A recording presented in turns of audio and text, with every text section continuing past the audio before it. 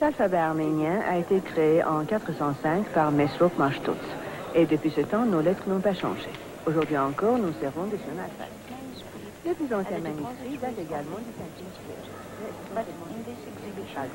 Մերդարում, երբ գնալով ավելի է մեծանում ինֆորմացիայի հեղեղը, թերթեր, ամսագրեր, ռադիո, հեռուստացույց, թվում է թե մի օրվա ընթացքում կարող ես լինել աշխարհի բոլոր ծայրերում, տեսնել նշանավոր հուշարձաններ, թանգարաններ, արվեստի կոթողներ։ Դա իհարկե հրաշալի է։ Բայց չի պատահել, որ ձեզ թվա, թե դուք ամեն բան էլ տեսել եք ու գիտեք։ Ինչ էլ հարցնեն, գիտենք, լսել ենք, տեսել։ Ահա խնդրեմ, մատենադարանն էլ գիտենք։ Լինել Երևանում եւ մատենադարանը չտեսնել, ինչպես կարելի է։ Մինչդեռ մատենադարանը մի վիթխարի սառցալեր է, որի միայն չնչին մասն ենք տեսնում։ Մնացածը խորքում է մատչելի շատ քչերին։ Մատնադարանն ընկալելու դժվարությունը գրքի էության մեջ է։ Գիրքը պատկեր չէ, ոչ էլ քանդակ, որ դիտես թանգարանային սրահներում։ Գիրքը պետք է առնես ձեռքդ, թերթես, կարդաս։ Բայց մատնադարանի ձեռագրերը նույնիսկ մասնագետներին հազվադեպ են տրվում։ Մատնադարանն ըմբռներում յուրիշ պատնեշ էլ կա, լեզուն։ Ձեռագրերի մեծագույն մասը գրված է հին հայերենով, գրափարով, որ քչերը գիտեն։ Ահա պատճառներից երկուսը, միայն երկուսը, որ բացատրում են, թե ինչու մատենադարանի գանձերը մինչև օրս էլ շատ շատերին մնում են անմատչելի։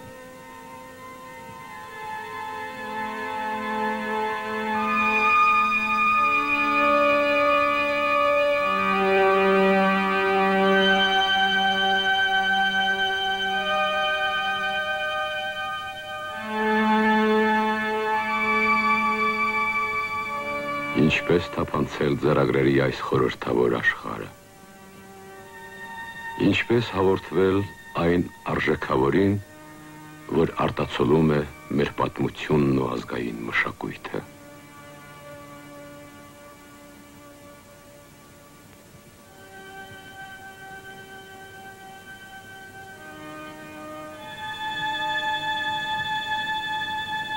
Հայ պատմիչների երկերը մեկը մյուսին շարունակելով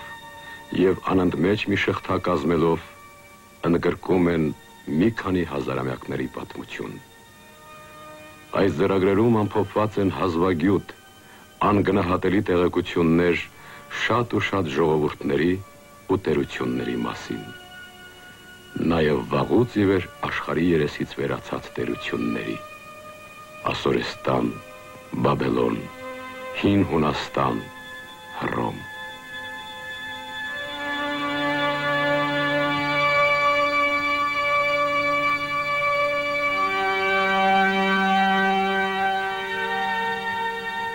Մատենադարանում պահվում են անտիկ իմաստախոսության բազում գրվածքներ։ Արիստոտելի, Պլատոնի, Պորֆյուրի և անտիկ աշխարհի ուրիշ հեղինակների հայերեն թարգմանություններում մասնագետները ամենից ավելի գնահատում են հնությունը, ճշգրտությունը և լիակատար լինելը։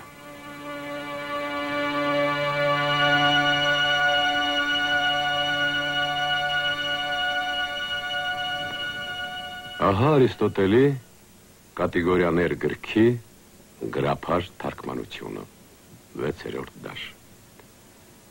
Իսկ սա Էվկլիդեսի երկրաչափությունն է, որ հայերեն թարգմանվել է ավելի վաղ, քան լատիներեն, ընդ որում թարգմանվել է ոչ թե արաբերենից, այլ ուղղակի հունարենից։ Իմ ձեռքին է Փիլոն Ալեքսանդրացու աշխատությունը, մեր թվագրության առաջին դար։ Հունարեն բնագիրը կորսվել է, աշխարհում միայն այս թարգմանությունն է մնացել։ Այս օրինակ նմուշները մի ամբողջ գրադարան են կազմում։ Մեր թվագրության առաջին դարերում ստեղծված բազմաթիվ փիլիսոփայական երկեր հասել են մեզ հայերեն թարգմանությունների շնորհիվ միայն։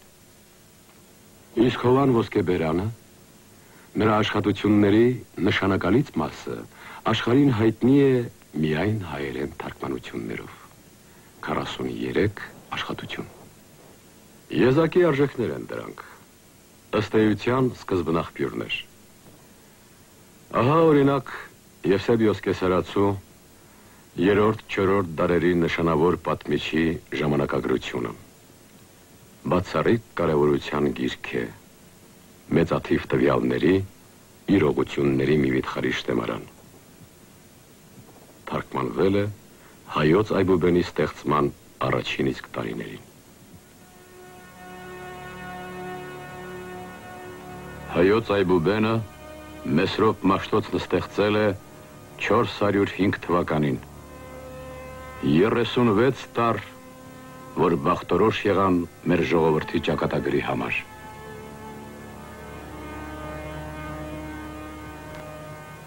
Հայ գրչության այդ ամենավաղ ժամանակներից մեզ հասել են միայն հատուկեն տեջեր, տարբեր ձեռագրերի մասունքներ։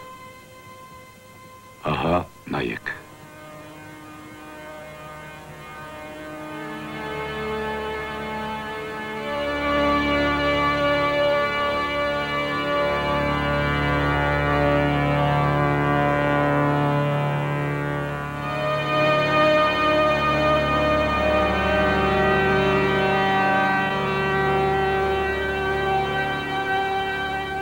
Սանասարյան ավետարան, 10-րդ դար, ավելի ստույգ 986 թվական։ Տեսնում եք տարերի հետքերը։ Լուսանցքում ավելի լավ են երևում։ 5-րդ դարում են գրվել։ Այս էջերին նույնպես տարերի հետքեր կան։ Մագաղաթը շատ թանկ էր գնահատվում և հաճախ հնացած անընթեռների դարձած ձեռագրերը լվանում, քերում էին և մագաղաթը օգտագործում նոր բնագրերի համար։ Իսկ հիմա մենք հազվադեպ բախտավոր մի առիթ ունենք մեր ձեռքն առնելու Մատենադարանի հռչակավոր ձեռագրերից մեկը։ Էջմիածնի ավետարանը։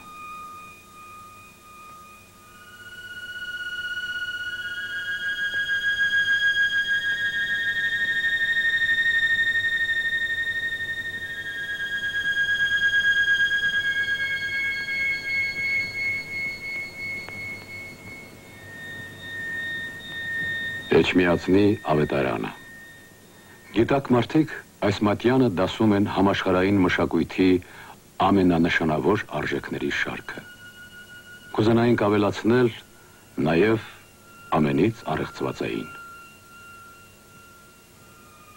Առեղծվածն սկսվում է ձեռագրի փղոսկրյակազմից։ Մատյանը գրվել է 10-րդ դարում,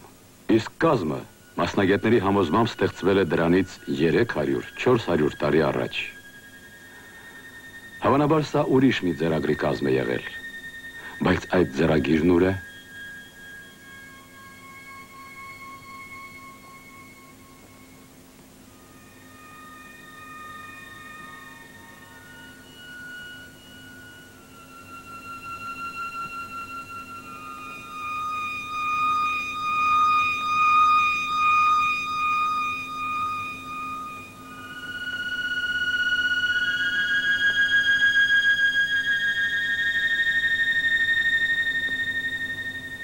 Այս պատկերներում դեռևս զգացվում է անտիկ աշխարհի շունչը։ Հին հռոմեական բարձրաքանդակներ լինեն ասես։